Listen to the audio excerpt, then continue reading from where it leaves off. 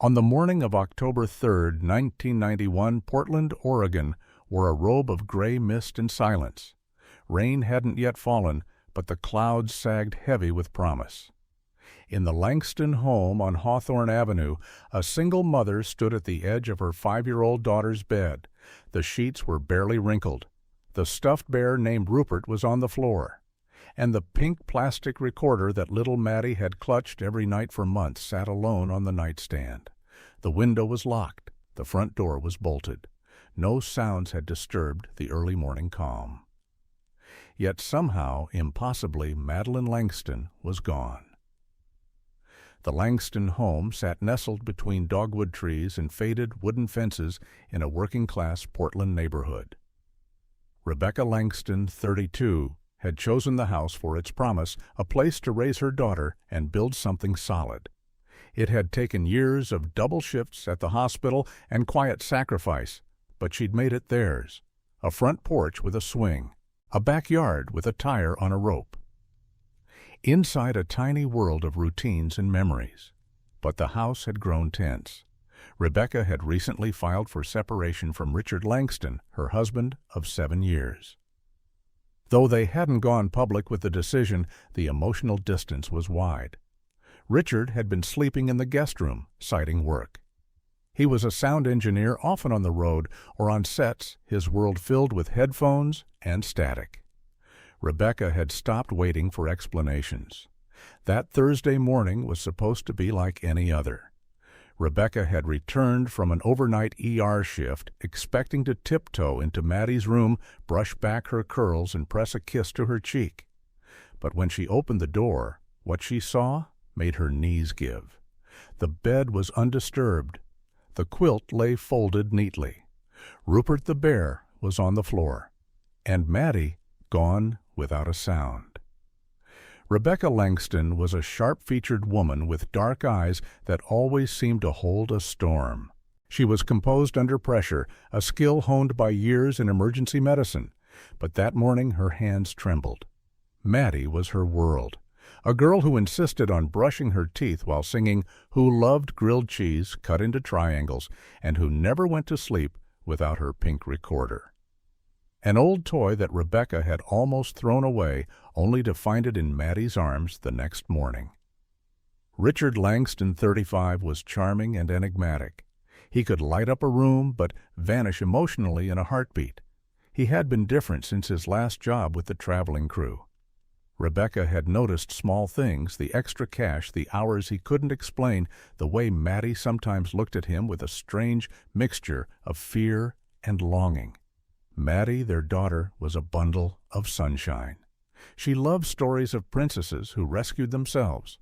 Her favorite color was yellow, and she believed her bear Rupert protected the house when she slept. The night before, Richard had come home early and asked to read Maddie a bedtime story. Just one night, he said, for old time's sake. Rebecca, too exhausted from a 12-hour shift, agreed. He took Maddie to her room, tucked her in, and dimmed the lights. Rebecca never heard them again. When she returned that morning, Richard was gone, left for work before dawn, he claimed. But something gnawed at her. The silence in Maddie's room felt too perfect. No struggle, no noise, no goodbye. She found the recorder on the nightstand, its tape fully rewound. She pressed play. Static. Then a soft voice. "Good night, Daddy. Don't forget to lock the door." Silence. Then the creak of a floorboard. Then click.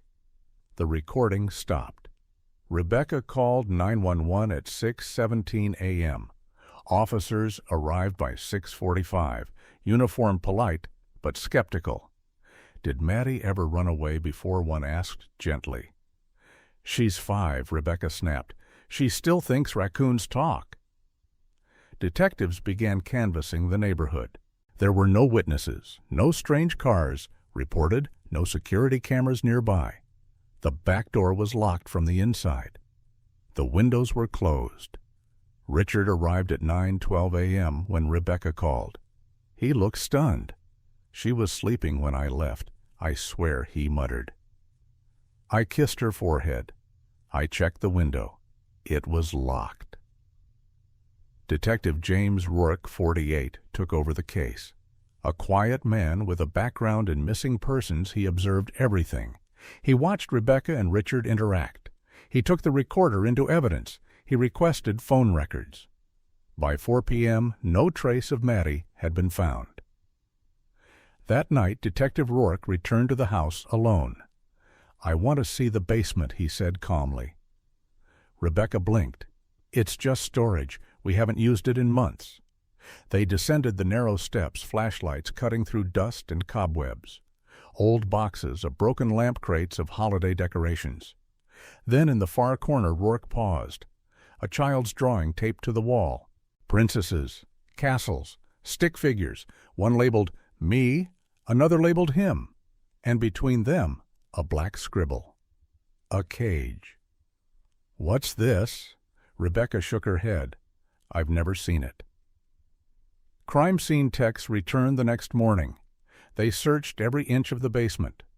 Dust was disturbed near the wall. A floorboard had been moved. Nothing definitive. But Rourke's suspicions grew. He requested Richard's travel logs, interviewed his co-workers. Richard cooperated, but too easily. Meanwhile, Rebecca barely slept. Flyers were printed. Volunteers came. The media caught the story. A pretty girl. A fractured family. A growing mystery. By the end of the week, Maddie's disappearance made regional headlines. On a windy Saturday night, Rebecca stood before a news camera with trembling fingers and pleaded, "She's my only child. Please, if someone has her, just bring her home." Behind her, Richard kept his arms crossed. Expression unreadable. In his pocket, a motel receipt. A name he wouldn't explain. A detail he didn't think they'd find. But they would. And in time, it would shatter everything they thought they knew. Because Maddie hadn't vanished. She had been taken. And the story was just beginning. The Multnomah County Sheriff's Office building stood like a concrete sentinel on the edge of downtown Portland Gray Square, efficient. Detective James Rourke had walked its halls for 12 years, but this case had already lodged itself under his skin. Children did that to him, their innocence, their fragility, their silence once taken. That Friday morning, Rourke entered the audio forensics unit with a manila envelope tucked under his arm. Inside it, one pink Fisher-Price recorder, battery-operated, last touched by a 5-year-old who had since vanished. Melanie Franks, the department's senior audio analyst, greeted him with her usual nod. No small talk, just business. She was a woman of precise habits, sharp bob haircut, 2 sugar cubes in her coffee, and a reputation for catching what others missed. Rourke trusted her ears more than most people's eyes. He placed the recorder gently on the padded table. "Need you to digitize this. Full spectrum analysis. Rewind is already set."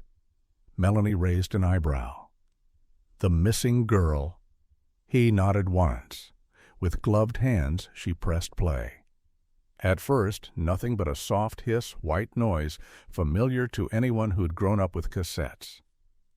Then came Maddie's voice, small and unfiltered, the way children speak when they think no one is really listening. "Okay, Rupert, you guard the window." A soft giggle. "I'm not scared, Daddy, but leave the hallway light on." There was a pause, then quieter. "You promised. No more games." Rourke leaned forward. Another voice followed, low male, muffled. It responded too faintly to make out clearly, but it wasn't warm, not soothing. Something in its tone made the hair rise on the back of Rourke's neck. Then came a click, mechanical. Not a door, not a toy. Something metallic being pulled or twisted. Silence. Then a sound, a sharp intake of breath. The tape ended. Melanie rewound and played it again, this time with headphones. She ran it through a visual spectrogram. Peaks, valleys, static noise patterns. Her fingers danced across the EQ board. "There's a secondary hum," she murmured. "Low frequency. Probably electrical. Not house current. It pulses irregularly." "Could it be a generator?" Rourke asked. Melanie nodded. "Could be. Or maybe HVAC. Not from a residential unit, meaning she might have been moved." Melanie looked up. Or she was somewhere else entirely when that was recorded. Rourke said nothing, but something in his gut twisted. Back at the Langston house, Rebecca sat at the dining table with her sister Cynthia, a white mug of tea cooling in front of her untouched. News vans had started circling like vultures. One reporter had even knocked asking if Maddie had shown signs of withdrawal or isolation. Rebecca nearly slammed the door in his face. She had barely slept. Her hands shook when she poured coffee. Every time the phone rang, her heart leapt, then sank again. Cynthia spoke softly. "You know they're going to question Richard." "I know," Rebecca said. "They should." "You think he had something to do with it?" Rebecca stared at her reflection in the cold tea. "I don't know anymore." By midday, Rourke returned with a copy of the enhanced audio on a thumb drive. He played the cleaned-up clip for Rebecca. She listened in silence until the end. "That's not his voice," she said suddenly. "Not Richard." "You're sure?" She hesitated. "I think? No, I don't know. His voice can get low like that when he's tired. Or angry." Rourke looked at her. "Did he ever hurt Maddie?" Rebecca's mouth opened, then closed. "No. But he scared her sometimes, with his temper, especially when he drank. Did Maddie have any hiding spots?" "Secret places?" Rebecca blinked. She liked crawling under her bed. Once she made a fort in the linen closet. But what she once told me about a place. Daddy took her. Said it had walls that hummed. I thought she was just being creative. Rourke filed that away. Later that evening, he returned to the Langston house alone. Rebecca was upstairs resting. He stepped quietly into Maddie's room, the setting sun casting long shadows across the pink walls.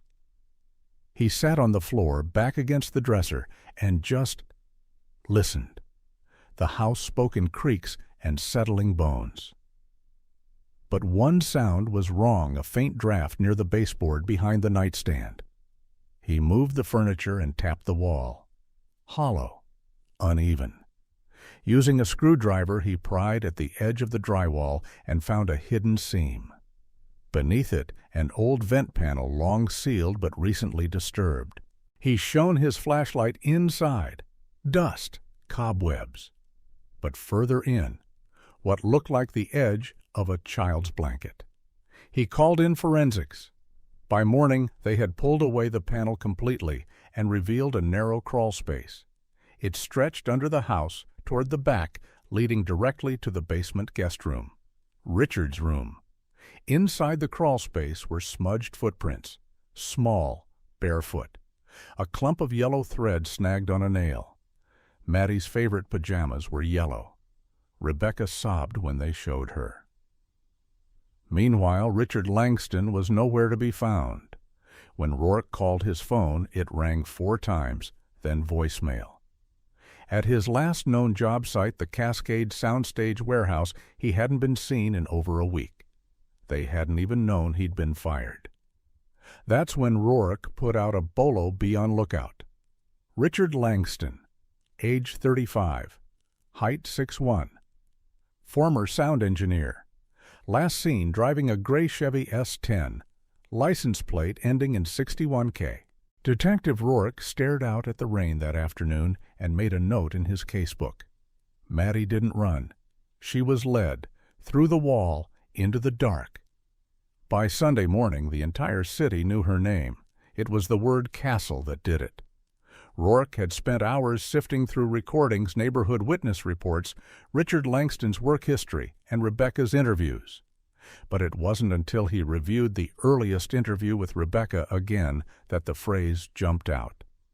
Maddie once said her daddy had a castle, a place where the walls hummed.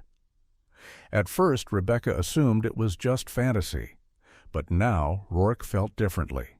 He began tracing Richard's former job sites and quickly found an anomaly, an abandoned warehouse in southeast Portland. Once a soundstage for low-budget TV pilots and commercials, the Cascade Soundstage on Stark Street had been dormant since 1989. No security, no public foot traffic, but Richard had once worked there. Rourke dug deeper. According to Richard's employment log, he'd done night engineering for a B-movie project shot partially at the site. The film folded after 3 weeks. The building sat unused, quiet, and forgotten, like the kind of place a little girl might call a castle. By early afternoon, Rourke stood outside the warehouse. It loomed like a mausoleum, 4 stories of concrete windows boarded with plywood, a faded no trespassing sign swinging in the wind. An old loading dock curved around the back where paint peeled off metal garage doors like rotting bark. The building had no working power and no recent tenants. He approached slowly, flashlight drawn. The main doors were chained shut, but the side entrance had been jimmied recently. The screws in the frame were fresh. Someone had been inside. Inside the warehouse was a cathedral of silence. Echoes bounced through wide rooms with exposed rafters and cables that dangled like vines. A few broken set pieces littered the corners, a half-built castle wall made of foam, a throne with chipped gold paint, a fake stone archway. In the far corner, near what had once been a soundproof mixing booth, Rourke found a small black generator and a mattress rolled into the corner. Beside it sat an old metal lunchbox, unopened. When he flicked the flashlight across the room again, he saw it, a bright pink shoelace, beneath a pile of old cables. It was frayed at the tip. Maddie's shoes had pink laces. He called it in. Forensics arrived within the hour. As they swept the site, Rourke stood staring at the dark space behind the foam castle wall, now covered in what looked like thick spray-painted blackout curtains. They pulled it aside. Behind it, a second wall had been constructed from wooden pallets and insulation, crude but effective. Inside was a tiny room no bigger than a walk-in closet. No windows. A portable camping light. A child's blanket. And a dent in the drywall that looked like a small hand had hit it over and over. That night, Rebecca sat on her couch, knees pulled to her chest. Rourke delivered the news gently. "We found evidence Maddie may have been there. Recently." Rebecca couldn't speak. She covered her face. "I need to ask you again," Rourke said. "Is there any chance Richard would have taken her to protect her?" She looked up slowly. "No, not to protect her. He thought she was his second chance. But he didn't know how to love her without control." "What do you mean he didn't hit her?" "But he lied to her, promised her things he couldn't keep. Once when she wouldn't eat her dinner, he locked himself in the bathroom until she cried. Said he was gone forever. She had nightmares for weeks." Rourke nodded. They now had a location and a probable timeline. What they didn't have was a trail, until the following Tuesday. A local junk collector named Edgar "Skip" Daniels came into the precinct with a strange find. He'd been scavenging around the back alley near Cascade Soundstage, collecting wire spools and scrap metal when he stumbled on a burned-out fire pit inside a rusted oil drum. "Thought it was just junk," Skip said, scratching his beard. "But then I saw the tape." Rourke raised an eyebrow. Tape Skip pulled a charred plastic shard from his coat pocket. Like cassette tape. Busted up, but you could still see the spools. It was half melted. Rourke had the remains rushed to the forensics lab. Later that evening, a technician pulled him aside. "We couldn't get audio off the melted parts," she said, "but we found remnants of another tape, this one intact." It was in a second container hidden under ash. They cleaned and played it. Maddie's voice again, this time shakier. "I don't like it here. The lights never come on. I want Mommy." A pause. Then Richard's voice, unmistakable this time. "You said you wouldn't tell." You said you'd be good. Silence. Then Maddie's whisper. I'll be good, I promise. Rourke's jaw tightened. He stared at the tape deck. That was enough for a warrant. They raided Richard's known storage unit the next morning, Unit 237 at Hawthorne Self-Storage. Inside old audio gear, dusty cables, a cot, a child's backpack. In the corner, stacked on shelves, 12 cassettes each, labeled by hand with dates. The most recent Octave 2, 1991. Rourke listened. The tape began with static, then coughing, then Richard's voice nearly breaking. I didn't mean to hurt you, but you kept screaming. I told you if you screamed again, I'd have to... Then it cut off. End of tape. Forensics matched the handwriting on the tape labels to Richard. A statewide manhunt began the next day. Every police unit in Oregon was now looking for him. But he had vanished like Maddie once had. The flyer was everywhere by Monday. Richard Langston wanted for questioning in the disappearance of Madeline Langston. A picture of his face, cropped from an old driver's license, stared back from every window, every phone screen, and every lamppost in Portland. Eyes half-lidded, smirking slightly, the photo showed the same man who had once taught his daughter to ride a bike and promised to never disappear. Now he was gone. Detective James Rourke didn't sleep that week. He couldn't. Too many variables were still open, too many loose ends that had sharpened into questions that bled. Where had Richard taken Maddie after the warehouse? What had happened during the missing 9 years? And most haunting of all, was Maddie still alive? Forensics had analyzed the tapes. The earliest ones were dated back to late August 1991, weeks before her disappearance. Voice logs confirmed Maddie had been recorded regularly, always at night, always whispering. She described the dark room, the humming, and the back stairs. In one tape she said, "He watches from behind the curtain." In another he said, "I'm not Maddie anymore. I'm Sarah now." Rourke brought that one home and listened to it 4 times. That same night, something finally cracked. A call came from a gas station near Bend, Oregon, about 3 hours southeast of Portland. A man matching Richard Langston's description had tried to use a payphone out back. He looked tired, wet, desperate. He left when the clerk asked to see his ID.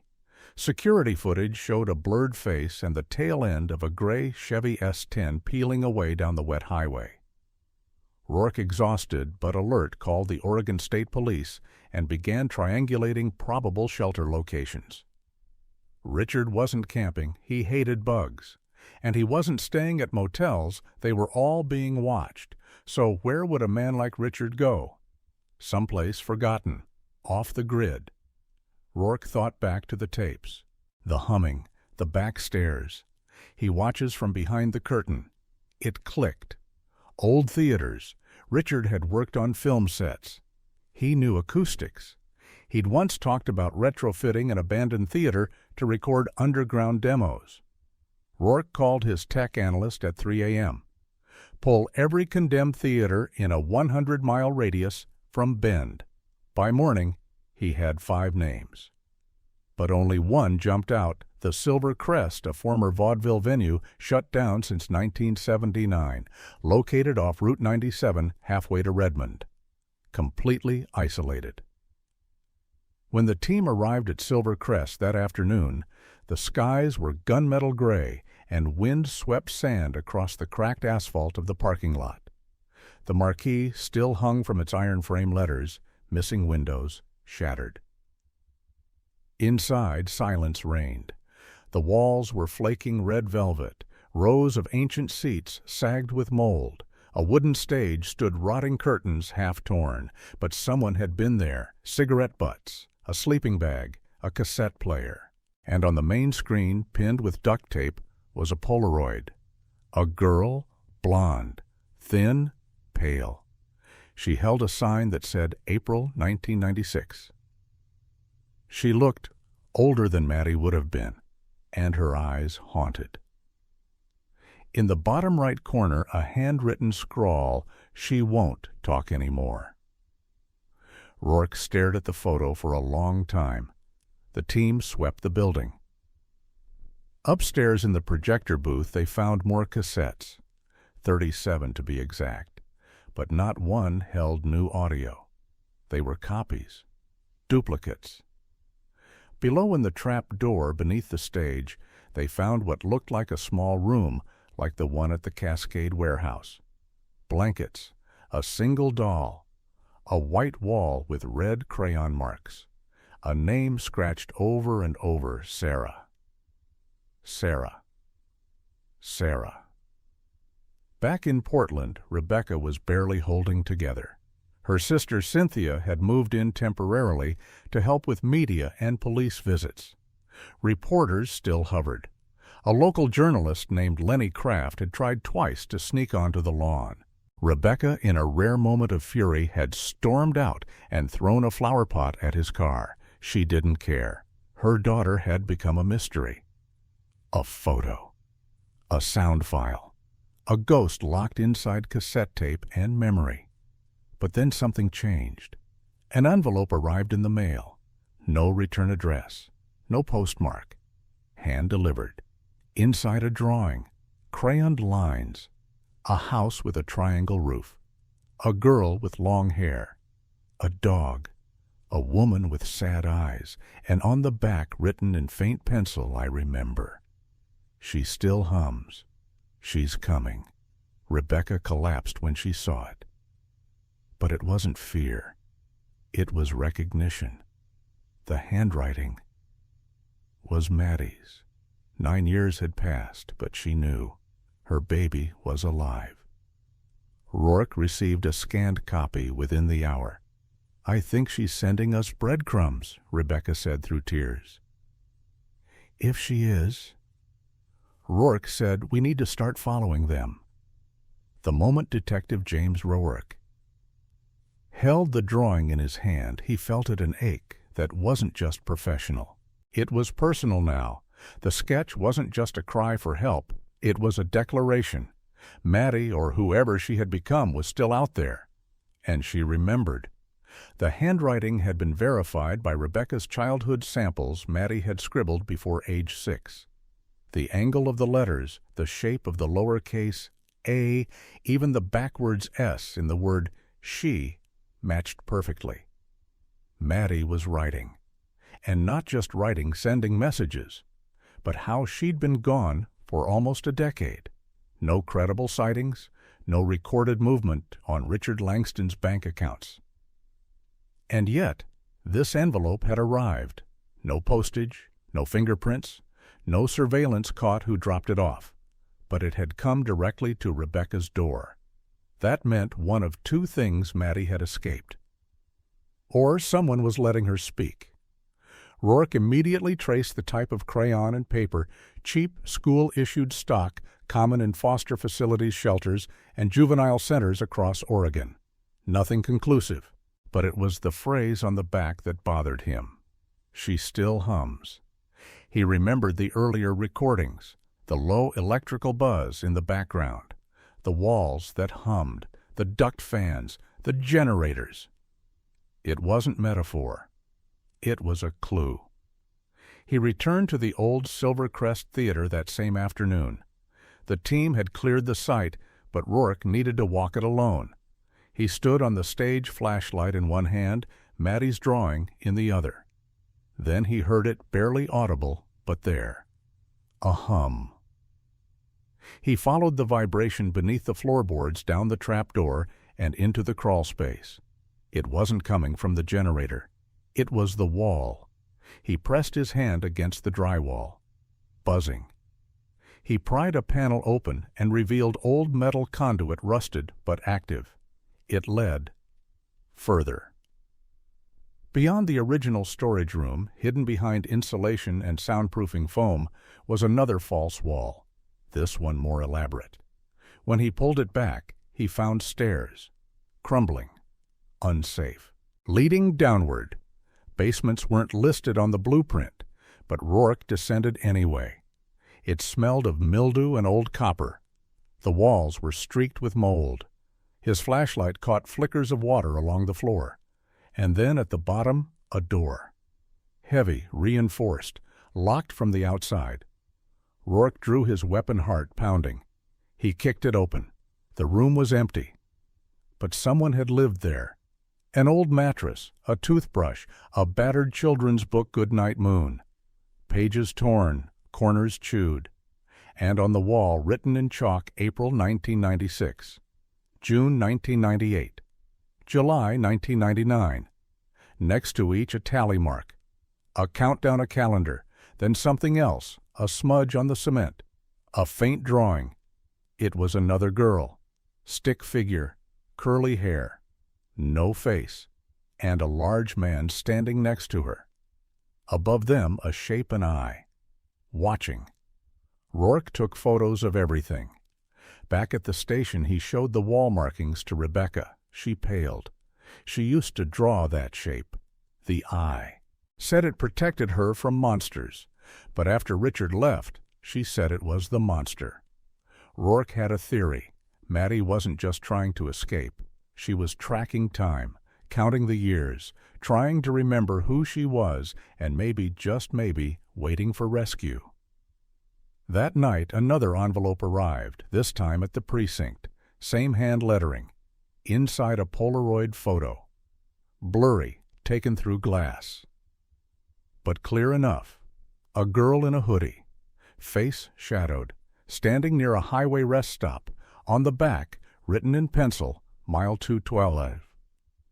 I walk alone now. It was Interstate 84, through eastern Oregon, a desolate stretch bordered by wheat fields and forgotten towns. Rourke acted fast.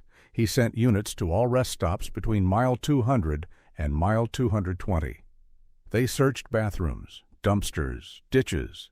Nothing. But in the women's restroom at Mile 212, an officer found something taped behind the mirror. Another drawing, this one of a tape recorder. Underneath, 3 words, play, rewind, run. It was Maddie's signal. She had escaped. She was leaving signs, but so was someone else. That same night, as Rourke reviewed traffic camera footage, he spotted a gray Chevy S10 on the ramp near Mile 219, a partial plate match. The truck turned onto a dirt road heading toward the Blue River Canyons, where no signal towers reached and only old loggers dared to drive. They followed it the next morning. The road became gravel, then narrowed, then vanished. But the ruts in the dirt remained deep tire tracks winding into the pines. At the end of the trail, hidden beneath a camo tarp, they found it. The truck. Abandoned. Inside the glove box, maps, tapes, rope. A crumpled receipt from a convenience store in Mitchell, Oregon, dated 3 days earlier. No Richard. No Maddie. Just the sound of wind in the trees and the lingering stench of gasoline. They swept the woods, dogs, drones, foot patrols. Still nothing. But then one of the bloodhounds veered sharply, pulling toward the ravine. At the base of the hill, lodged between 2 boulders, was a rusted metal box. Inside, a child's shoe, faded yellow, and a folded note. I left the door open. Don't let her lock it again, not signed. But they knew the handwriting. It was Maddie's. They thought they had lost her again. The trail from the ravine in Blue River Canyons had gone cold. The shoe left like a breadcrumb for someone who might understand the message. But what haunted Rourke the most was that note. Don't let her lock it again. Her Rebecca had noticed it too. When she read the words, her eyes didn't widen in panic. They narrowed in recognition. She whispered, "It's not Richard she's running from anymore." Rourke pressed, "Who then?" But Rebecca said nothing, not because she didn't know, but because she was afraid to say. By the next morning, a new lead arrived from an unexpected place. A woman named Georgia Penn, mid-50s, short hair, deep-set eyes, came into the station with a brown paper bag and an anxious twitch. She was a custodian at an old apartment complex near North Killingsworth. She'd found something strange while clearing out a recently vacated unit. I know it's probably nothing, she said, unrolling the bag, but I saw the little girl on TV, and this gave me chills. Inside a child's hoodie, gray but smeared with something reddish, possibly ketchup, possibly blood, and in the pocket a photograph. A blurry snapshot of a woman brunette, mid-30s, leaning against a car. The woman wasn't looking at the camera. She was staring at something in the distance. Taped to the back was a post-it note with a single name, Danielle.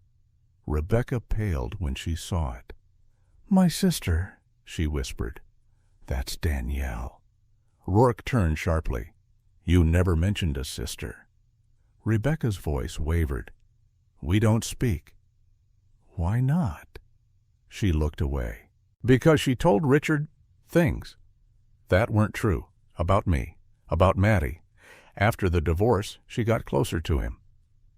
I always thought it was just loyalty. But now—" Rourke studied the photo. "Do you think she could have helped him?" Rebecca swallowed. "If she thought it meant punishing me, yes." By that afternoon, they'd confirmed Danielle was living under the radar near the Columbia River outside a crumbling suburb called Troutdale. She worked part-time at a feed supply store paid in cash. No tax records, no driver's license renewal in over 5 years. A search warrant came quickly. Rourke and 2 deputies arrived at her property, an old trailer home parked on unzoned land near the riverbank. Chain-link fence, rusted mailbox. No dog, but plenty of signs someone had been there recently. Cans of food, a child's plastic cup with faded Disney prints. No one answered the door. Inside they found clutter, old magazines, stale cereal boxes, and in one corner behind a curtain, a mattress on the floor.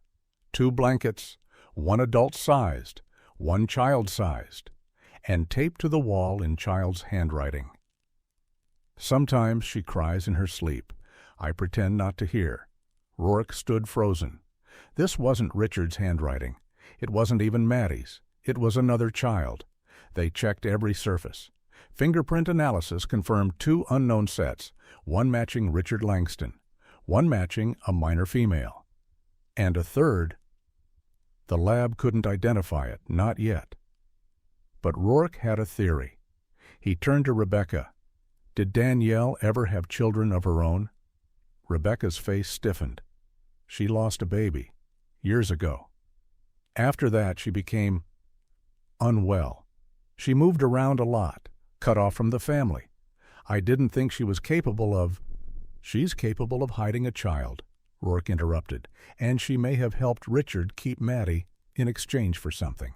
Later that evening, a neighbor down the road reported seeing a dark-colored van leaving Danielle's property 2 nights before. The plate was partially recorded by a local shop's security cam, enough for a trace. It belonged to a rental unit, leased under a fake name, but tied through credit card history to a woman named Alice Behrens. Rebecca froze when she heard the name. She's not family. But she was a friend of Danielle's. They met in a women's trauma support group. I thought she was harmless. Alice Behrens had no previous record, no outstanding warrants, but a social worker's report from 1984 had flagged her for erratic behavior after losing custody of her own daughter due to verbal abuse and confinement behaviors. Rourke now saw the pattern. Danielle and Alice had built a twisted protection network around Richard. They weren't just hiding Maddie. They were reparenting her, raising her in silence, on their terms. That night, just before Rourke shut his case notes, a new envelope appeared. No one saw who dropped it off. Inside, a cassette tape and a crumpled map. The tape played back softly. This time, Maddie didn't speak. She hummed, the same melody over and over, 3 blind mice. At the end of the tape, a voice, adult female, cut in sharply. "Shh, we don't sing. You know the rules." Then a slap, not loud, but enough to make Rourke flinch. He stared at the map. One red circle, a storage facility on the outskirts of Bend, Oregon. Unit number 17. They arrived at dawn. It was already open. Inside they found mattresses, blankets, a child's sweater, drawings taped to the walls. But the most haunting item was a large sheet of cardboard with a single phrase repeated over and over in different shades of crayon. "I didn't forget. I didn't forget. I didn't forget." But there was no child, only silence, and in that silence, one final clue behind the insulation scribbled in chalk: "The lake is cold, but it's not deep." Rebecca stared at the words. She's trying to tell us where she went. And Rourke understood, not just where Maddie was, but who had finally helped her run. Not Richard, not Danielle, not Alice. Maddie had helped herself. The day the audio lab finally cracked the hidden layer of the tape, the room fell silent. Rourke had been standing over Melanie Franks' shoulder, watching her isolate a background frequency. At first, it was just a hum, low constant, like an old ventilation system. But as she boosted the gain and filtered out the interference, something emerged beneath it. Not music, not whispers. Speech. Maddie's voice. But this time, she wasn't talking to Rupert or singing lullabies. She was narrating, telling a story. "Today, I made it to the lake. It's far, but not scary. I waited until she was asleep. I took the key from her sock drawer. The door didn't creak like I thought it would." Melanie froze. Rourke leaned in. "Keep going. I left the tape like she taught me. But this time, I didn't rewind it. I wanted them to know. I wanted someone to hear me." Another pause. "Then if anyone finds this, my name is Madeline Langston. I was taken from my home when I was 6. I'm 12 now, or maybe 13. I don't know." It was the first time she had said her full name in over half a decade, a child remembering her identity, reclaiming it. Rourke stood breathless. He had waited years, whole careers could pass without moments like this, moments where the missing weren't just found, but spoke for themselves. The lab team isolated every second. There were more entries. "I think Richard's gone. Danielle says he went back to the water. I don't know what that means. Alice says I'm ungrateful, but she didn't live in the basement. She got to go outside." The cruelty was layered. Different forms of imprisonment, psychological games, manipulation masked as care. But it was the final sentence that stopped everything. "If you find me, don't bring me back. Not unless you're someone new." That was the voice of someone who no longer trusted family. Not law, not blood, only truth. Rourke didn't hesitate. They mapped the lakes within 50 miles of the Bend storage unit. There were 7 candidates, but only one with consistent satellite blind spots: Crater Lake Southeast Basin. The side no tourists used. Dense forest. One access trail through ranger patrols. A call to a local station revealed something else. 2 weeks earlier, a hiker had reported seeing a strange campsite by the water. No tent, just tarps and boxes. The ranger checked, saw no one, and assumed it was a hunter. But he'd kept one item found buried nearby, a plastic toy recorder. He mailed it to evidence when the Maddie story broke again. When Rourke held it in his hands, it was cracked, sun-faded. But the initials were there. ML. They mobilized a full search crew by sunrise. Dogs, drones, rangers on horseback. By mid-morning, one of the handlers radioed in footprints. Size 4, deep into the trees. Looks recent. Rourke and Rebecca followed the signal. They moved through undergrowth through a natural arch of pine until they found a hollowed patch of forest tucked into the hillside.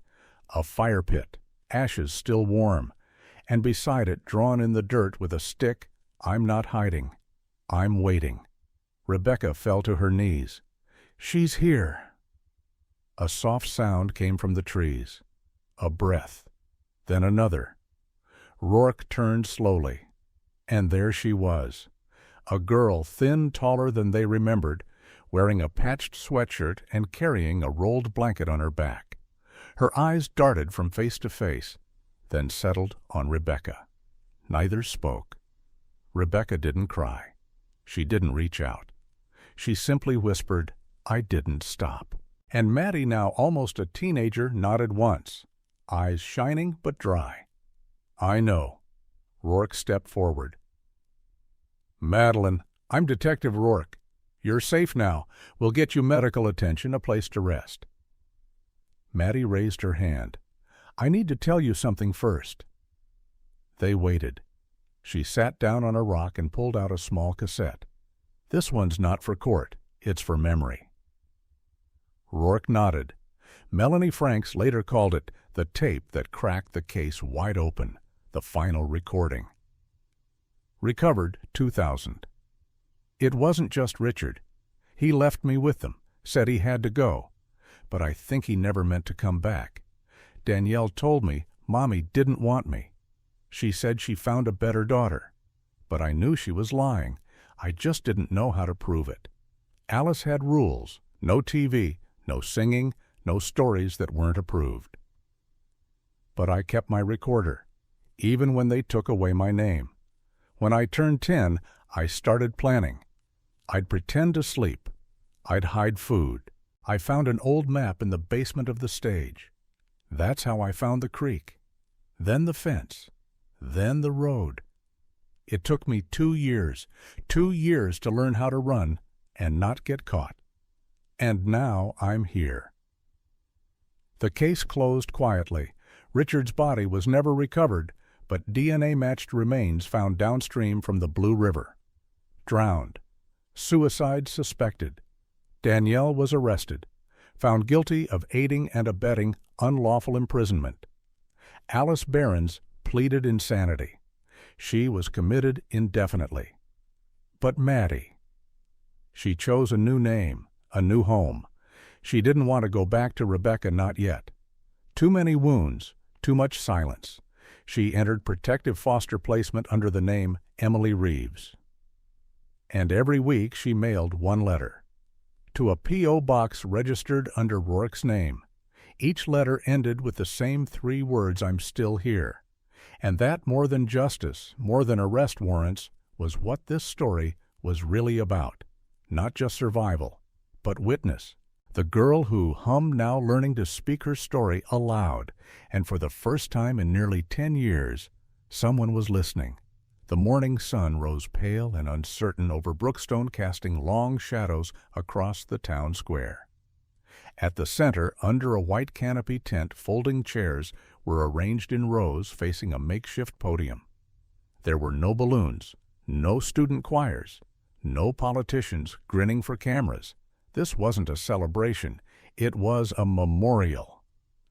Claire Densley from the district office stepped forward, her voice soft but firm.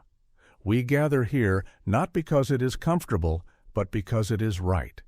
Today we remember not just names, but truths once silenced."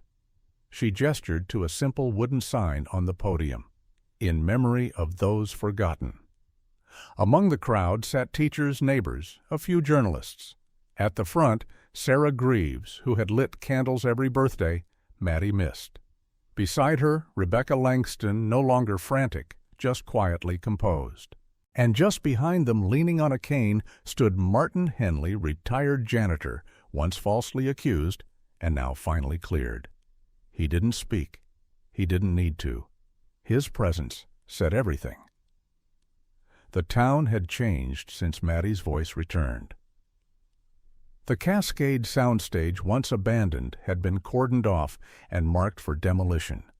What investigators found underground made national headlines: secret crawl spaces, ledgers with time logs, even hand-drawn calendars tracking obedience weeks. Rourke never released all the contents of those files. He believed some truths were better left to silence. But one thing was clear: Maddie hadn't just survived. She'd kept record. In a quiet corner of the square, a small bench had been placed beneath a sycamore tree. A bronze plaque was embedded into the concrete base, for Madeline Langston, and every child who refused to be forgotten. I left the tape like she taught me, but this time I didn't rewind it. The bench faced east, toward the lake, toward beginnings. 3 months later, Rourke received a letter. Same P.O. box, same handwriting. Dear Detective, I finished my 3rd tape today. Not the ones about what happened, those are done. This one's about now. It's about the way the sun comes in at the window, about the sound of toast popping up when I'm not expecting it. It's about a new voice I'm finding, one that doesn't whisper. I started writing stories. Nothing fancy, just little ones, the kind where girls get to go home. Thank you for being the first person who waited for my voice to come back. I'm still here. Emily, but you can still call me Matty Rourke. Placed the letter back in its envelope and slid it into the drawer with the others. He didn't respond with words. He never did. Instead, he pulled out his old tape player, still dusty from the search, and clicked play on the very first cassette she ever left behind. There was static. Then her voice. I'm not scared, Daddy, but leave the hallway light on. The voice of a child, the strength of a survivor. And for a long moment, that room full of paperwork and fluorescent lights felt like a cathedral. 6 months later, Rebecca stood outside a modest brick building in Eugene, Oregon. It was a group home, warm with a yellow porch light and hanging ivy. She clutched a sketchbook, the one Matty had drawn in as a child. Today was visitation, not a reunion, just a quiet afternoon walk. They met in the garden out back. Matty sat on a low wall, picking at a loose thread on her sleeve. Rebecca approached slowly. I brought something, she said, handing her the book. Matty opened it. On the last page, a new drawing, her own. 2 figures, holding hands, one tall, one small. They weren't named, but they didn't need to be. As they walked, Rebecca said, "You can take as long as you need." Matty didn't answer at first. Then she nodded. "I know." And they walked under the oak trees as a breeze stirred the leaves above them. It wasn't perfect. It never would be. But it was honest. And for Matty Langston, that was finally enough. Epilogue. At the back of a library in Multnomah County, a small display was installed 1 year later. It featured a toy tape recorder, non-functional, a red shoelace, a copy of Matty's journal, retyped with her permission, titled, "The Tape I Didn't Rewind." On the wall beside it, sometimes survival isn't about escape. It's about holding your story until someone is ready to hear it. Underneath, a visitor had scribbled in pencil, "I heard you."